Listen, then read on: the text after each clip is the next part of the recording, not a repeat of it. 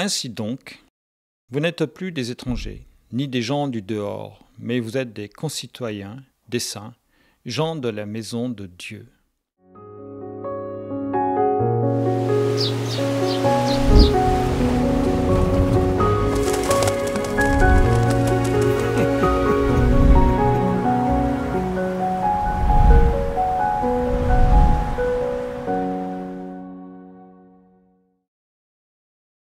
Être constitué des saints, c'est vraiment quelque chose de formidable. La promesse de Paul est là, que nous sommes dans la grâce du Seigneur tout entier, car Jésus-Christ lui-même est la pierre angulaire de cette promesse. C'est-à-dire que cette promesse ne vient pas de Paul uniquement, mais bien de Jésus lui-même qui amène cette affirmation.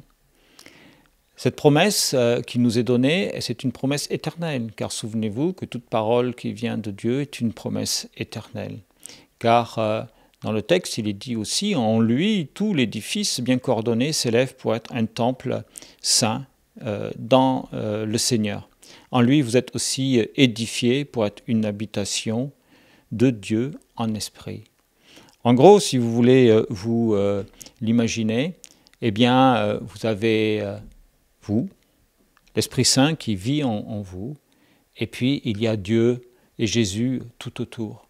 Autant dire que nous sommes entourés de la divinité, remplis par lui, et sa promesse de sanctification est là. Celui qui accepte Jésus, eh bien, est rempli de lui, mais non seulement rempli de lui, mais aussi aimé de Dieu, et couvert de sa présence et de sa justice. C'est dans cette justice que nous souhaitons tous rentrer en sanctifiant nos vies et en avançant en unité de foi en Jésus-Christ.